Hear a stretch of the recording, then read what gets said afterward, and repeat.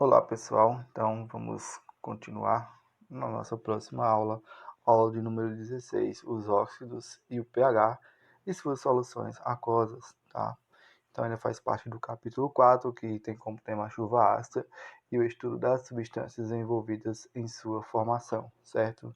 Então vamos continuar nesse capítulo com o último tema desse capítulo, que é falando sobre os óxidos, certo? Então os óxidos o nome oxi, ele já vem do elemento químico oxigênio, tá?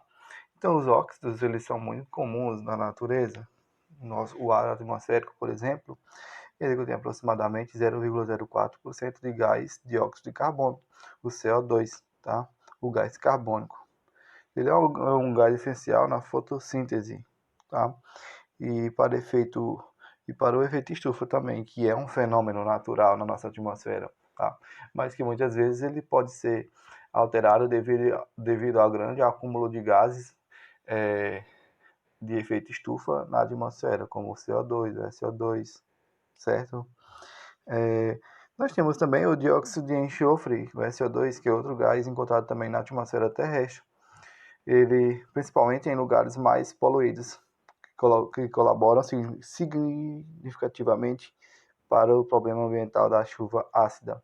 Então, esses dois gases, o CO2, o SO2, o NO2, NO3, eles são gases que acabam sendo utilizados, formados, se formam a chuva ácida, tá? Participam na formação da chuva ácida, certo? Então vamos falar só um pouquinho sobre os óxidos, certo? Caracterizar eles, tá?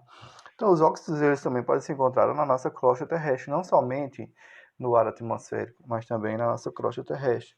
Por exemplo, o óxido de alumínio, Al2O3, tá? E o minério do qual é extraído o Al2O3 é a bauxita, certo? Aí temos o óxido de ferro, o óxido de manganês, óxido de estanho, óxido de cobre, óxido de titânio. Todos esses óxidos aí, eles são encontrados como minério na crosta terrestre e são extraídos pelo homem para serem utilizados, né, na fabricação de utensílios, certo? Na fabricação de peças, utensílios móveis, tá? Eletroeletrônicos, que vão ser utilizados pelo homem, certo? Então, os óxidos, eles podem formar soluções aquosas tanto ácidas como básicas e também neutras.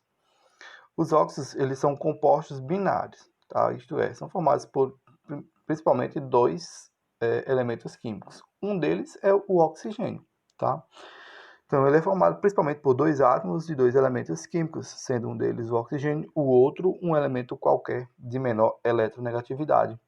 Por exemplo, o monóxido de carbono, tá? O CO. Nós temos o carbono e o elemento principal do óxido, que é o oxigênio, tá? Ele pode ser tanto um átomo só, como dois, como três átomos, e assim por diante, tá? Mas a principal característica dos óxidos é o quê? É conter, então, o oxigênio na sua formação. E um outro elemento que de menor eletronegatividade que o oxigênio, certo? E aí, então, eles vão formar essa ligação. O CO forma o monóxido de carbono, o SO2, tá? Nós temos aí o dióxido de enxofre, que é um dos gases de efeito estufa, certo? Então, nós temos o oxigênio como o principal elemento do óxido e o SO2. Que é outro exemplo também de óxido? O H2O. Nós temos a água. A água é um óxido, certo? Porque na sua molécula tem o oxigênio, certo? Então vamos aí caracterizar então os óxidos ácidos, básicos ou neutros, tá? Então nós temos aí exemplos de óxidos ácidos, por exemplo, o CO2.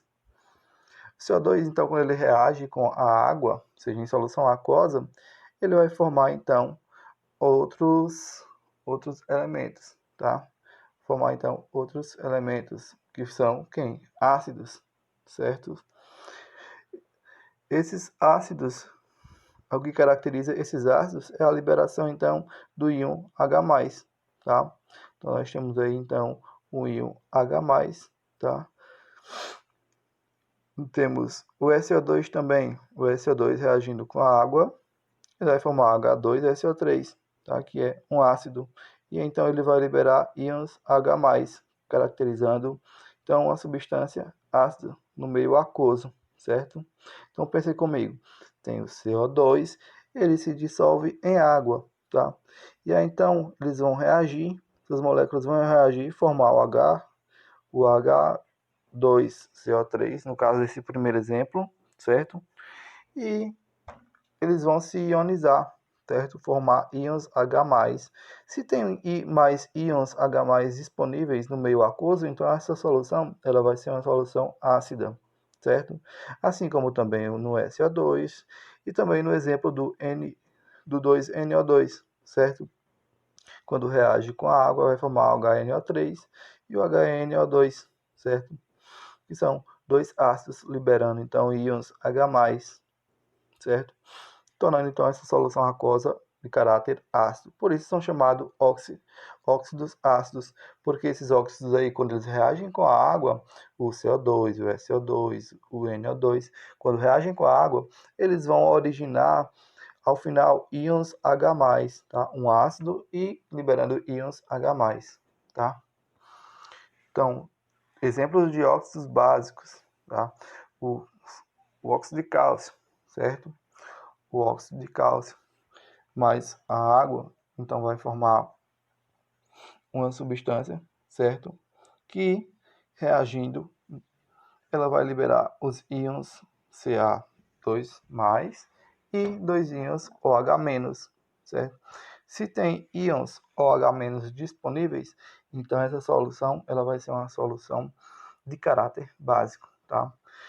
Já que o CaO reagiu com a água, tá? Formou o dióxido de cálcio, o, o óxido de cálcio 2. Então, ele vai formar, então, ao final, liberando íons OH-, caracterizando a solução básica. E temos também os óxidos nêutrons, tá? Neutros, quer dizer, não é de caráter ácido nem de caráter básico, mas neutro, certo? Não vai puxar para nenhuma das duas alterações na solução, nem ácida nem básica. Por exemplo, o monóxido de carbono. Esse gás pode ser produzido em motores desregulados. Por reagir com a hemoglobina do sangue, apresenta efeito tóxico no nosso organismo, tá? Mesmo sendo em baixas quantidades. O monóxido de nitrogênio, também conhecido como gás hilariante, em quantidades adequadas, costuma ser utilizado por dentistas e médicos para aumentar a resistência à dor em pacientes, nos dentes, é claro. Tá? O monóxido de nitrogênio, em quantidades adequadas, é empregado na medicina no tratamento de problemas cardíacos e respiratórios, em razão de seu efeito vasodilatador, aumenta o diâmetro dos vasos sanguíneos. Tá? Então nós vimos aí os óxidos, exemplos de óxidos ácidos, óxidos básicos e óxidos neutros, certo? Então, pessoal, o que nós tínhamos para falar sobre os óxidos era basicamente isso. Então, muito obrigado e até mais.